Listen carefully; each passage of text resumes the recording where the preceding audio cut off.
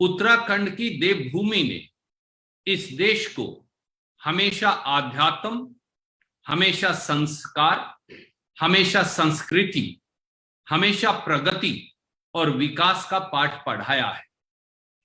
उस उत्तराखंड की देवभूमि में सत्ता लोलुपता, राजनीतिक अस्थिरता, सत्ता की मलाई बांटने की होड़, रोज बदलने वाले मुख्यमंत्रियों की कुर्सियां और भारतीय जनता पार्टी के नेतृत्व की विफलता का रोजमर्रा का उदाहरण बनता जा रहा है। 2017 में एक प्रचंड बहुमत के साथ उत्तराखंड के लोगों ने भारतीय जनता पार्टी की सरकार का गठन किया, पर 5 साल में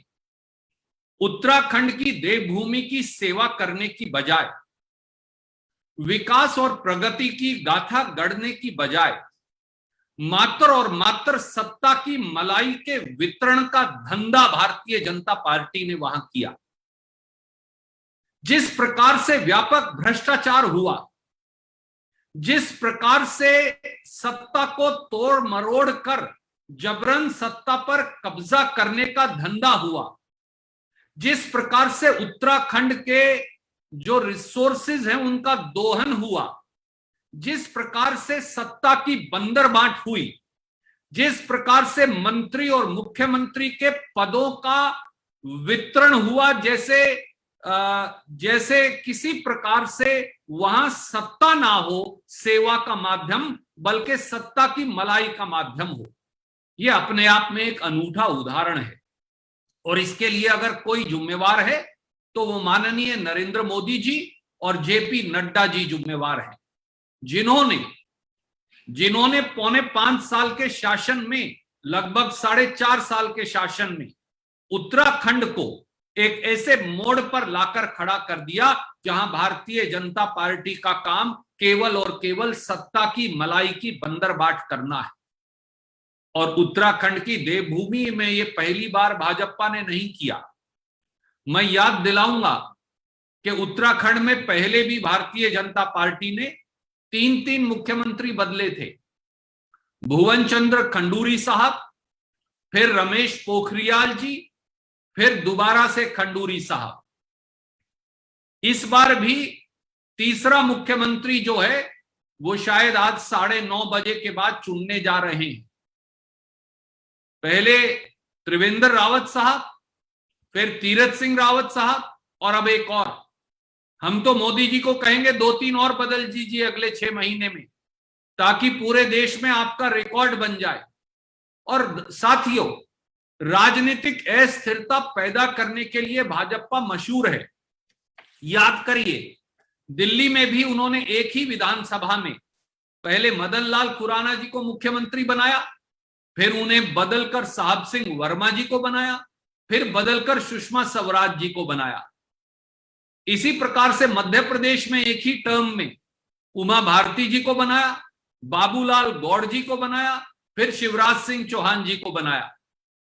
कर्नाटक में एक ही टर्म में येदियुरप्पा जी को बनाया, सदानंद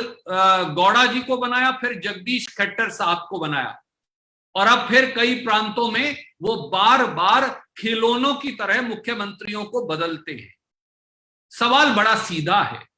और मेरे आदरणीय साथी देवेंद्र यादव जी, प्रीतम सिंह जी, महाराज साहब और टेलीफोन के माध्यम से, क्योंकि उन्हें बहुत बुखार है, हमारे पूर्व मुख्यमंत्री हरीश रावत जी भी इस पर प्रकाश डालेंगे। पर सत्ता की लोलुपता, बंदरबाट सत्ता की, हमारे देवभूमि उत्तराखंड की जो खनिज हैं, अन्य रिसोर्सेज हैं, उनका दोहन केवल यही भाजपा ने किया है। और भारतीय जनता पार्टी का शासन अब शर्मसार हो गया है। वो पूरी तरह से नैतिक संवैधानिक अधिकार खो बैठे हैं, और जनता इस बात की इंतजार कर रही है कि कैसे एक बार फिर कांग्रेस पार्टी का शासन वहां बने जनता की वोट से, ताकि एक स्थिर, एक प्रगतिशील और एक तरक्कीशील सरकार का गठन हो सके। अब मैं अनुरोध करूंगा मेरे सहयोगी को कि देवेंद्र यादव जी अपनी बात कहेंगे, फिर प्रीतम सिंह जी अपनी बात कहेंगे और दूसरे आदरणीय साथी अपनी बात आपके समक्ष रखेंगे। आज विशेष तौर से जुड़ने के लिए आप सबका धन्यवाद।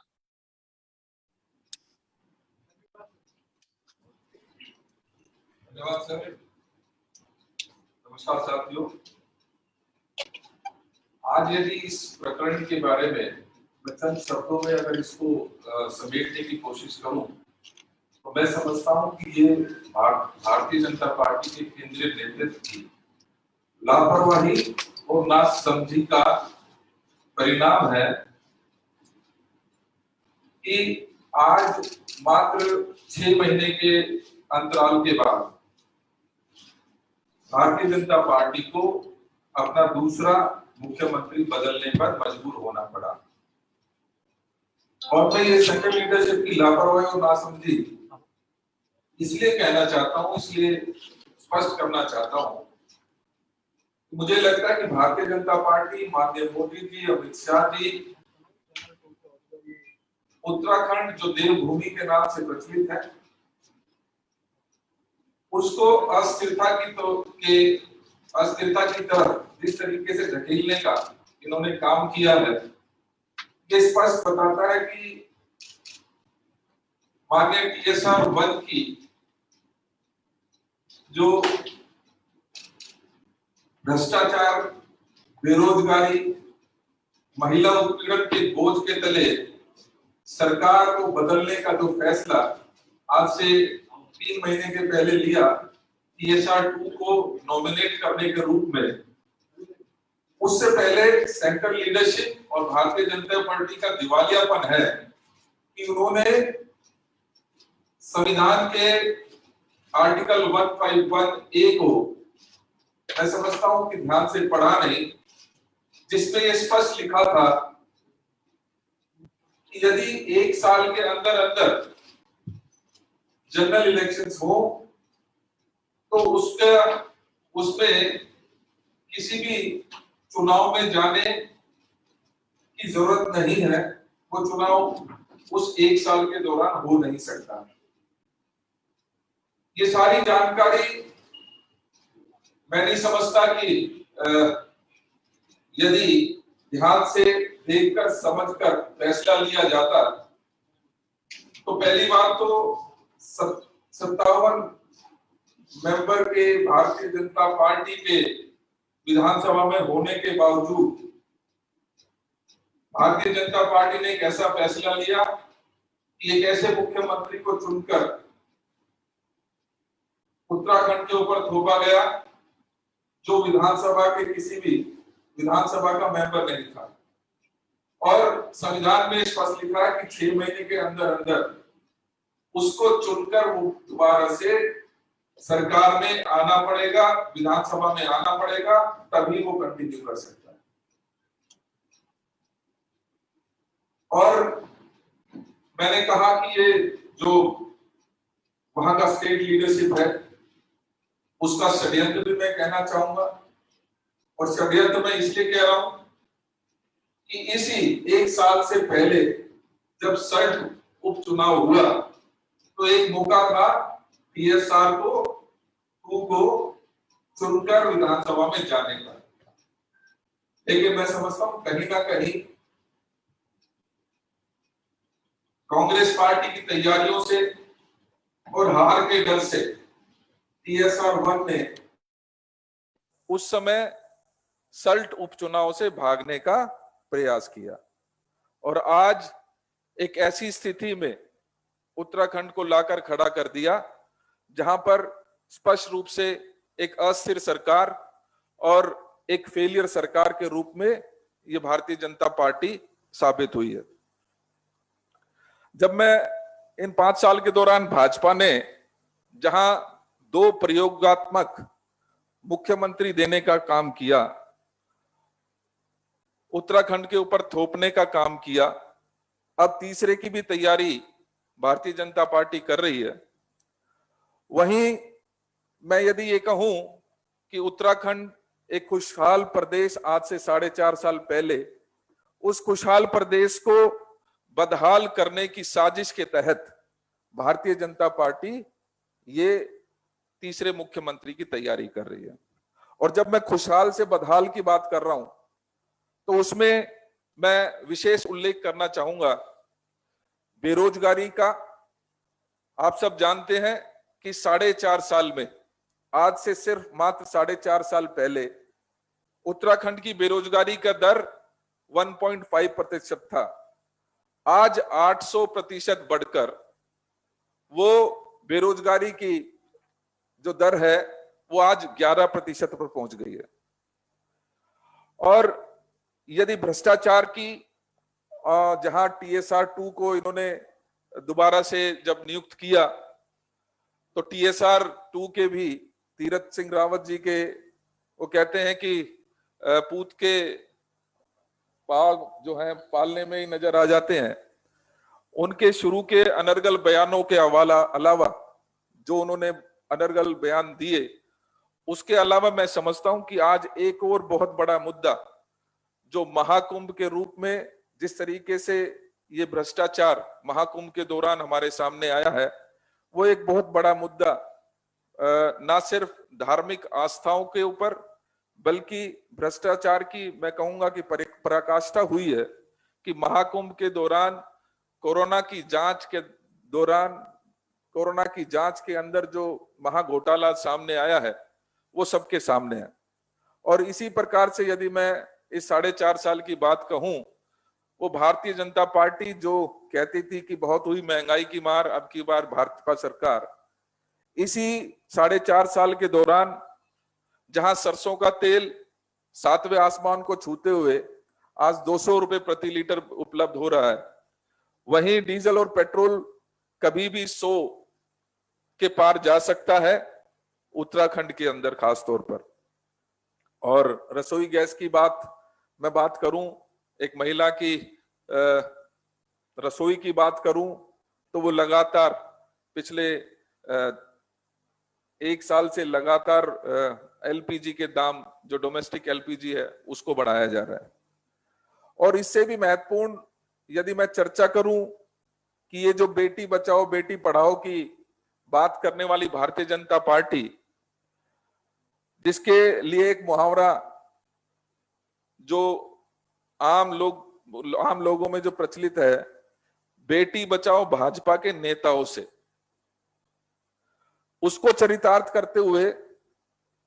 इस 4.5 साल के दौरान जहां संगठन के साथ साथ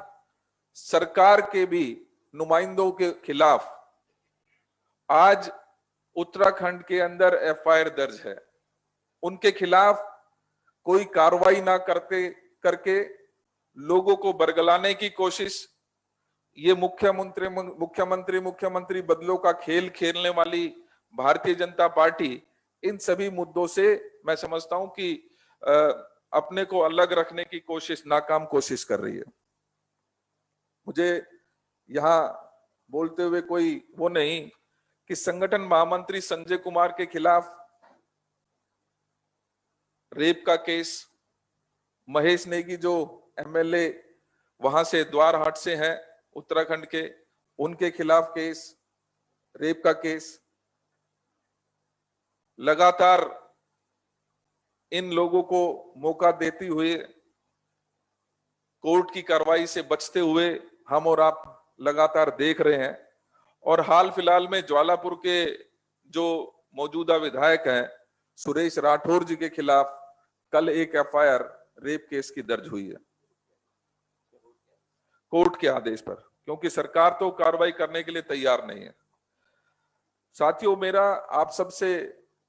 मैं यही कहना चाहूंगा कि ये जो भारतीय जनता पार्टी सरकार है, आज कोरोना के महाकाल के दौरान जहां इसकी ड्यूटी होनी चाहिए थी कि लोगों को सुविधाएं प्रदान करे, लोगों को रोजगार देने का काम करे, लोगों के घरों की रसोई को सस्ता करे, उन तक रसोई गैस, खाद्य सामग्री पहुंचाने का काम करे, वहां आज भारतीय जनता पार्टी सिर्फ और एकमात्र यदि कोई काम कर रही है तो वो मुख्यमंत्री बदलो का खेल खेल रही है। ये उत्तराखंड की जनता के साथ धोखा है और मैं इस पर लाठीचार्ज कराया जाता है। विधायक लोग किसानों के मामले को अगर उठाते हैं तो विधायकों के ऊपर आरोप लगाए जाते हैं, उनके क्षेत्र के कामों को रोका जाता है। और जिस तरीके का कुप्रबंध कुंभ के बाद देखने को मिला, कोरोना काल में मिला, कुंभ में अगर आपको मैं जानकारी देना चाहता हूं कि जो IMCR के जो नॉर्म्स है उनको दरकिनार करते हुए एक कंपनी जो शरद पंत जी चला रहे हैं, पार्टनर हैं मैक्स कॉर्पोरेट सर्विसेज के, ये भारतीय जनता पार्टी के सभी सीनियर नेताओं के साथ इनको देखा जा सकता है। उनको IMCR के सारे नॉर्म्स को ताक पर रखकर ये कार्य सौंपा गया और जिसमें पाया गया कि फर्जी तरीके से लोगों के जो IDs हैं उनको होटल्स से लेकर इस तरीके के टेस्टों की रिपोर्ट बनाएगी, जिसमें सैकड़ों करोड़ रुपए की जो है भुगतान सरकार के माध्यम से की गई। उसके अलावा बेटी बचाओ बेटी पढ़ाओ में मेरे सीनियर्स ने अपनी बात को रखा है और निश्चित ही ये जांच का विषय है कि हर उसमें मुकदमा दर्ज होने के बाद काम क्यों नहीं होता। हाईकोर्ट के निर्देश हुए कि महेश नेगी जी का DNA टेस्ट किया जाए, आज के दिन तक भी वो उपस्थित नहीं थे और सरकार कोई कार्रवाई नहीं कर रही। उनके केस को देहरादून से अन्यत्र ट्रांसफर भी किया गया और साथ में वहां के SSP जो जोशी थोड़ा स्ट्रिक्ट थे उनका ट्रांसफर भी किया गया। तो ये सारे ऐसे बिंदु हैं जो अपने आप में दिखाते हैं कि उत्तराखंड में सब कुछ सही नहीं चल रहा है। आज मुख्यमंत्री का जो ये चेंज हुआ है, हम तो इसको मुख्यमंत्री रोल बैक योजना के रूप में हम इसको देखते हैं कि 11 मुख्यमंत्री, 11 साल में 7 मुख्यमंत्री और 8वां जल्दी आपके सामने आएगा और पता नहीं 57 के मैंडेट में से कौन सा नगीना ये छांट के निकालेंगे। हो सकता है वो पॉली हाउस घोटाले में शामिल व्यक्ति हो सकता है वो पुस्तक घोटाले में शामिल हो। तो मुझे लगता है क्योंकि घोटालेबाजों की पार्टी है, घोटालेबाज कंपनी है, निश्चित ही कोई ना कोई नया घोटालेबाज उत्तराखंड को लूटने के लिए दोबारा भेजा जाएगा। और एक अंतिम विषय में जरूर छेड़ना चाहूंगा कि ये मुख्यमंत्री जो चेंज हो रहे हैं इसमें ये इतना साधारण नहीं है जितना दिख रहा है। आर्टिकल 151A-B इन सब चीजों को आप दरकिनार कर दें। सल्ट में मौका मिला था कि वो चुनाव लड़ लेते, लेकिन वो सल्ट के चुनाव में नहीं गए और ये स्थिति पैदा हुई। लेकिन जो असली मुद्दा है वो ये है कि निशाना तीरथ नहीं है, निशाना है ममता बनर्जी। ममता बनर्जी ने जिस तरीके से चैलेंज इस देश के प्रधानमंत्री को किया और जैसी उनकी फितरत है प्रधानमंत्री जी की, वो टॉलरेट नहीं करते, जैसा मैंने देखा है आज तक उनके कार्यक्रमों से। आडवाणी जी, मुरली मनोहर जोशी जी का जो हाल किया, तो ममता जी ने जिस तरीके से उनको पोक करने का काम किया, आज ममता बनर्जी को चुनाव से रोकने की चुनौती इनके पास है। और जिस तरीके से संस्थानों को यूज कर रहे हैं, चाहे वो कोई भी हो, तो ये चाहेंगे कि तीरथ की बलि भले ही चढ़ जाए लेकिन ममता बनर्जी चुनाव लड़ने से बाहर हो जाए। तो यही सब आपके बीच में लाना चाहता था। मैं धन्यवाद देता हूं कि सुबह एकदम 9 बजे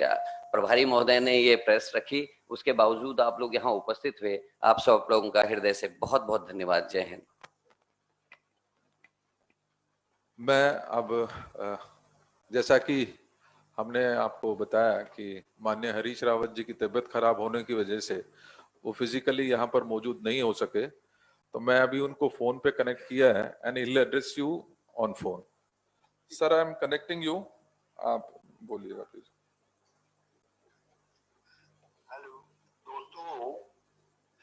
नेशनल दस्तक की आपसे गुजारिश है कि अगर इसको बचाना चाहते हैं तो नेशनल दस्तक को सब्सक्राइब करने के लिए रेड कलर के सब्सक्राइब बटन को दबाएं, फिर बेल आइकन की घंटी दबाएं। नेशनल दस्तक को बचाने के लिए बहुत जरूरी है कि हर खबर को शेयर करें, लाइक करें, कमेंट जरूर करें।